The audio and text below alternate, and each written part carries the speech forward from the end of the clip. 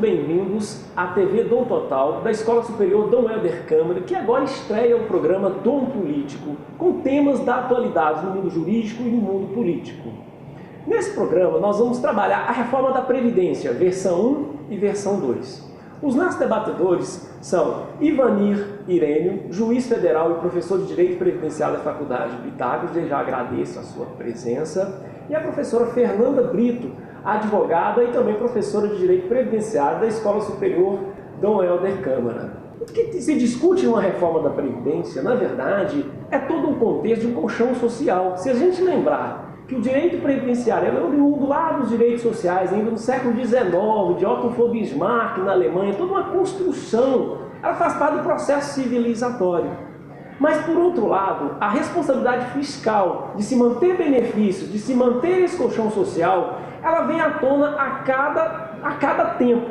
E aí é um papel nosso, enquanto juristas e enquanto sociedade, definir o que nós somos e o que nós queremos ser.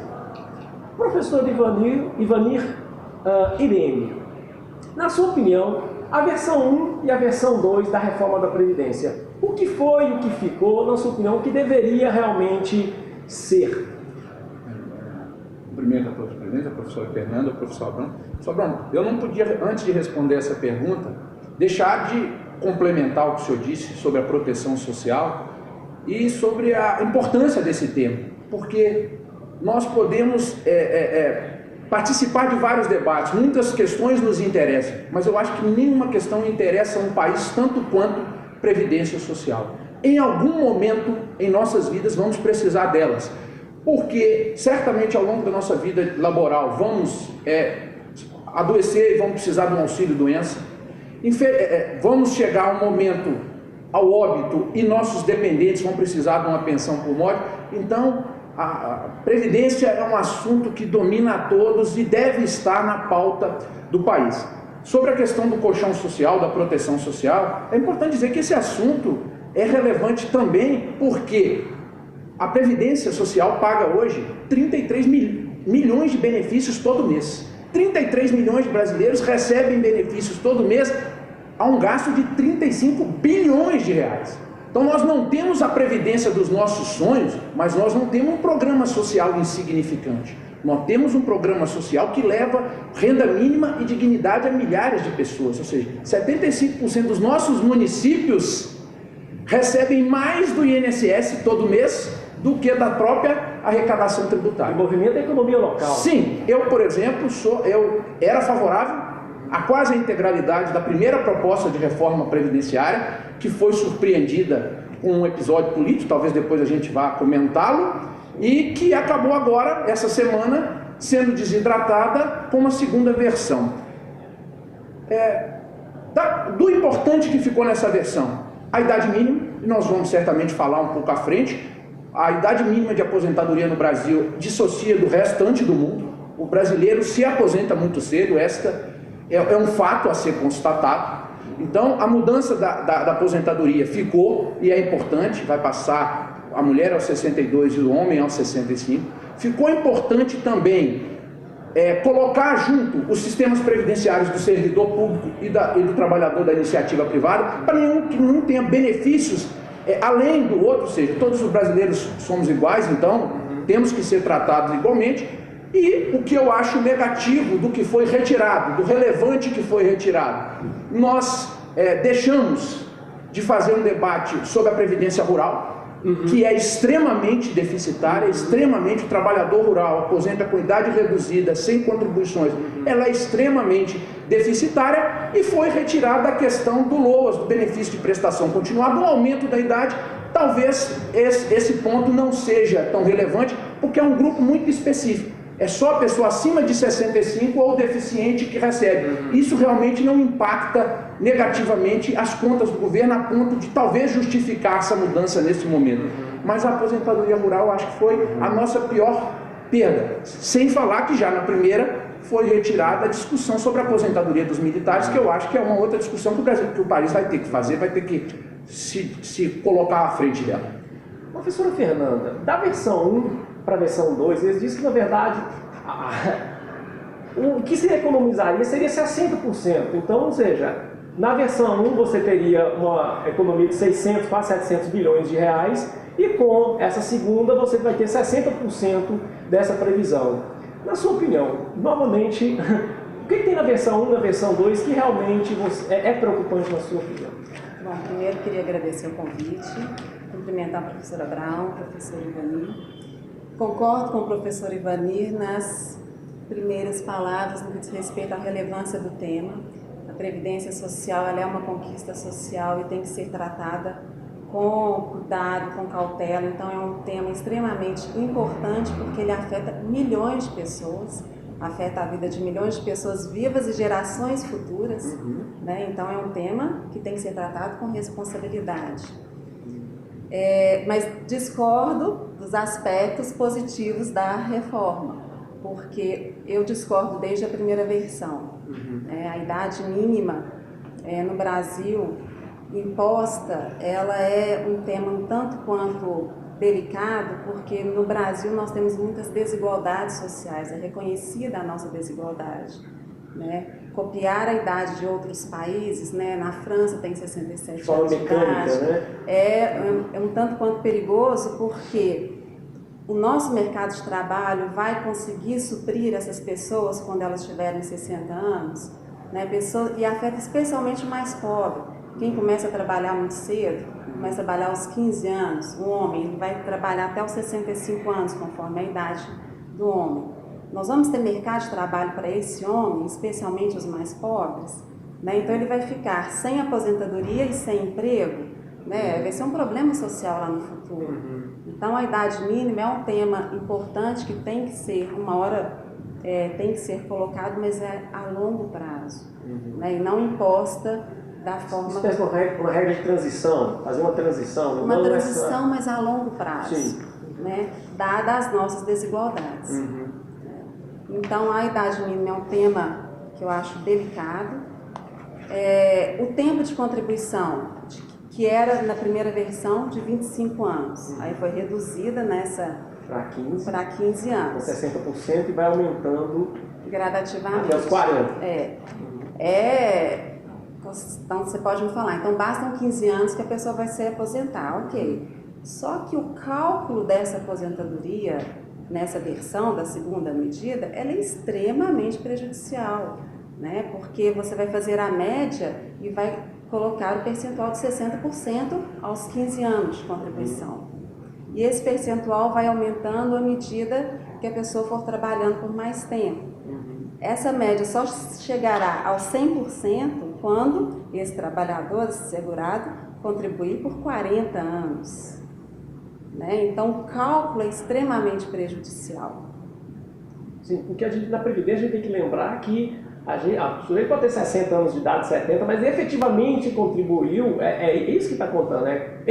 40 anos efetivamente contribuiu. Aí não conta tempo que foi desempregado, na economia para efeito formal. de cálculo, sim. Para efeito de cálculo, sim. Então, ele pode aposentar com 15 anos e 65 anos de idade? Sim, mas no momento do cálculo, vai reduzir o percentual lá para cima. A gente tem que fazer, tem que fazer uma busca histórica.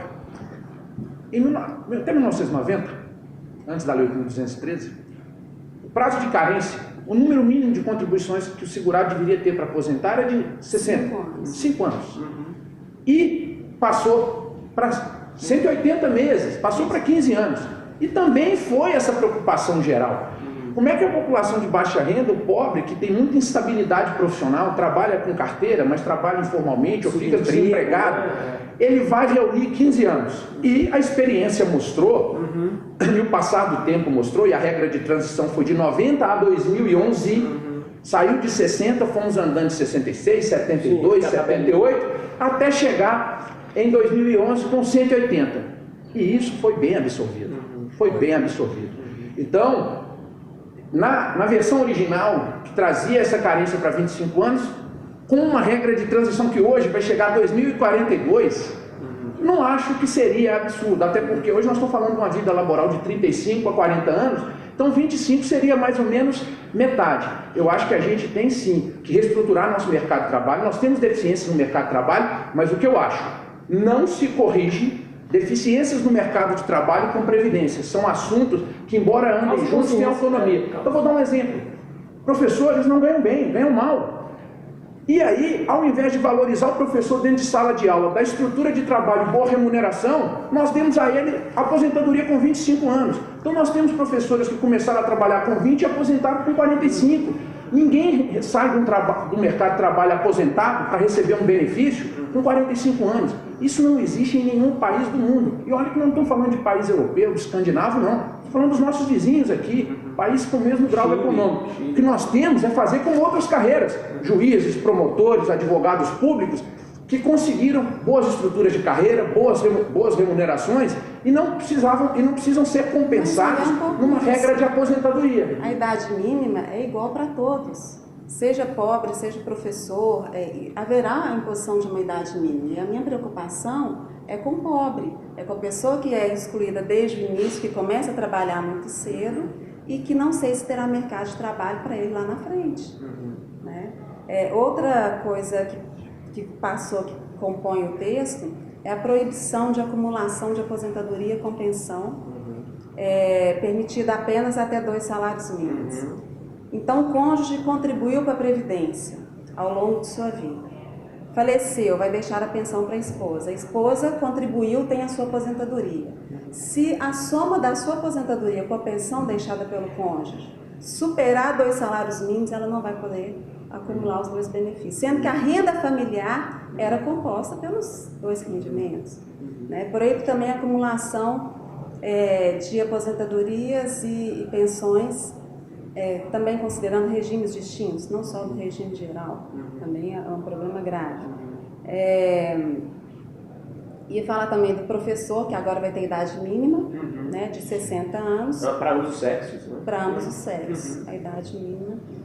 E o valor da pensão. Aí, falando de história, há de novo um retrocesso, porque antigamente a pensão ela era calculada com 50%, mais 10% em relação a cada dependente.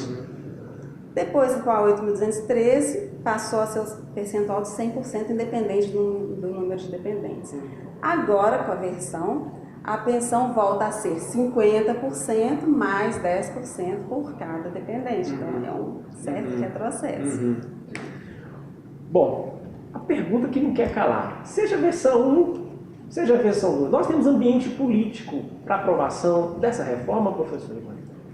Olha, eu começo respondendo que a aprovação é necessária. Sim. Agora, para nós, profissionais do direito, é uma pergunta difícil de ser respondida sobre ambiente político. Talvez, sob o ângulo de uma reforma impopular e de difícil condução como a previdenciária, esse governo que está aí era o melhor para fazê-la, sob um ângulo, sob um aspecto. Que é o aspecto, talvez nós temos um presidente que não tenha pretensões ou legitimidade para postular uma reeleição. E então, popularidade de 2%. Sim, já está no ocaso da sua vida política, são 70, quase 80 anos de idade. Então, é difícil para o início de governo começar uma reforma que pode levar seus índices de popularidade para tão baixo. Agora, sobre o outro aspecto, o governo é negativo, porque é um governo marcado por denúncias de corrupções, por investigações, que as pessoas, ainda que entendam a necessidade da reforma, vão dizer o seguinte: mas é esse governo que eu vou me sacrificar, porque nós vamos sacrificar pessoalmente, mas para o coletivo, tem um efeito futuro, moral, né? Para gerações futuras. Então existe essa interdição do debate. É para esse governo que eu vou me sacrificar? Então eu acho que a aprovação é necessária, mas eu confesso, principalmente para esse ano ainda, a mesma versão desidratada é uma reforma longa, extensa, que mexe em outros pontos, ainda que cirurgicamente, e toca em carreiras organizadas com grande força política, como os professores, que vão ter idade de 60 anos, os policiais, que vão ter uma idade mínima, mesmo na regra de transição, e eles não gostam desse debate. Então, confesso, eu estou muito cético e muito com o pé atrás, na verdade, usando um termo popular, sobre a aprovação, nesse momento, da reforma da Previdência. Professora Fernanda, para aprovar isso na Câmara dos Deputados, de 342 votos, que é uma emenda constitucional. Com esse ambiente político, nós temos condições de aprovar ela também, mesmo desidratada? Pois é, e me choca ver exatamente esse jogo político que está por trás, e é um jogo político tão às claras, né? Troca de apoio em troca de cargos, né? A troca de benefícios, por exemplo, do setor do agronegócio para reduzir o fundo rural. E outras.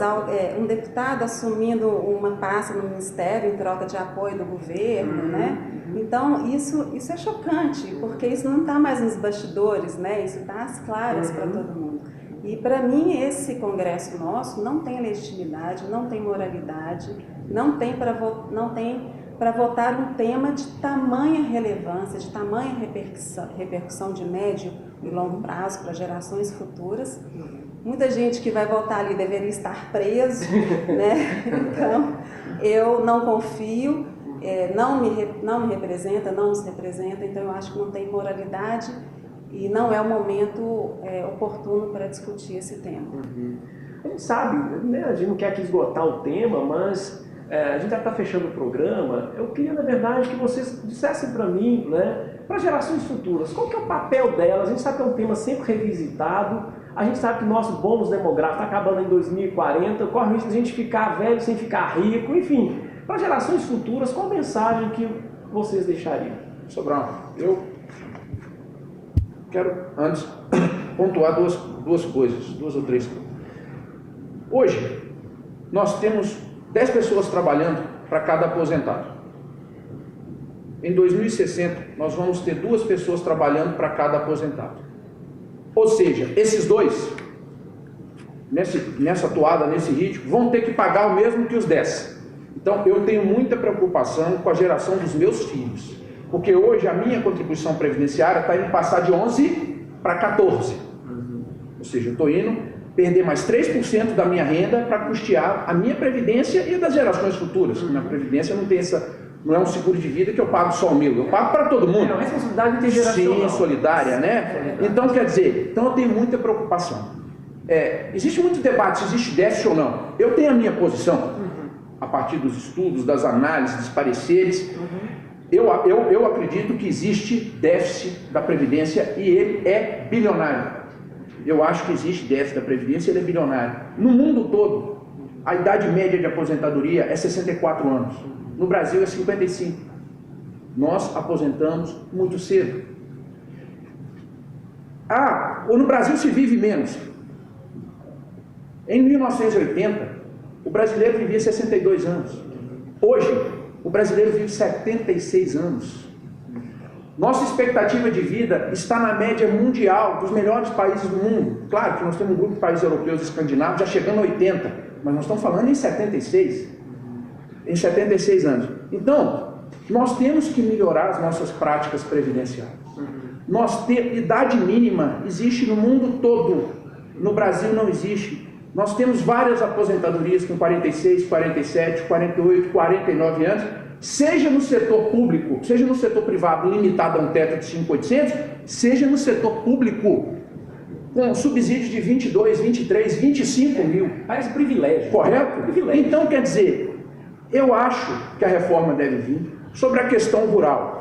Nós temos o maior agronegócio do mundo, correto? O senhor sabe quanto nós arrecadamos para a Previdência? O agronegócio arrecada? Eu sei que 2%. É insignificante, porque não se paga o ICMS sobre o que se exporta, não se paga COFINS sobre receita de exportação, o Fundo Rural. Foram anos sem pagamento e agora acordos para subsidiar. E nós gastamos 25% da despesa da Previdência é rural e só arrecadamos 2%. Então, não é uma caça às bruxas.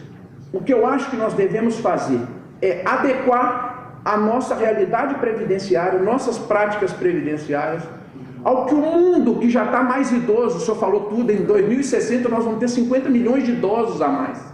50 milhões a mais. O mundo já chegou numa idade que nós só vamos chegar em 2040, 2060. Então nós temos que espelhar na prática desses países, e não, claro, não só na Dinamarca, não é na Suécia, mas nos nossos vizinhos, que a gente vai ver que nós precisamos de corrigir rumos. Mudar tudo? Não. Mas precisamos sim corrigir rumos. Professor Fernando. A Previdência ela tem que ser programada.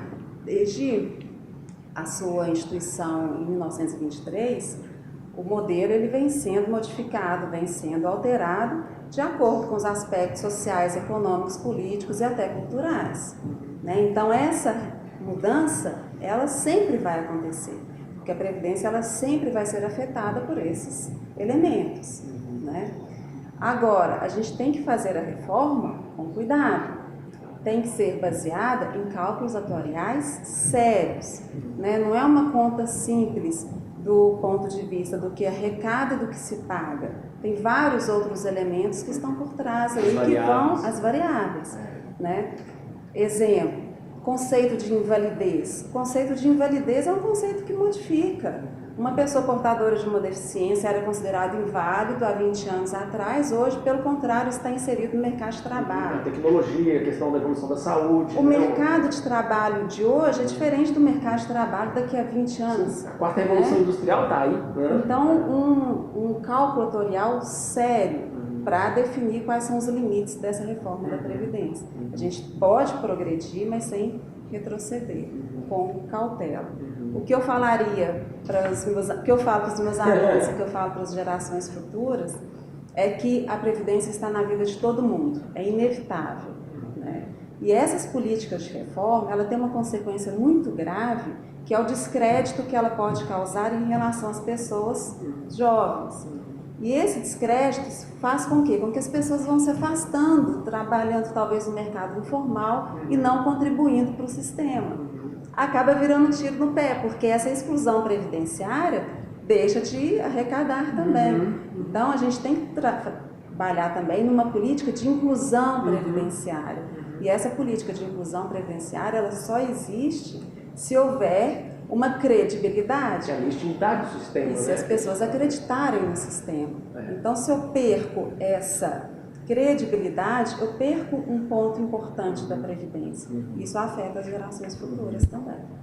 Enfim, é um debate sempre aberto numa sociedade democrática. Eu agradeço a presença mais uma vez do professor Ivanir Irênio e da professora Fernanda Brito, e aguardando vocês também para o nosso próximo encontro imperdível. Deixem aí o comentário de vocês, né, as análises, o positivo, o que tem para melhorar, o que tem para aperfeiçoar. Estamos sempre à disposição. Até uma próxima.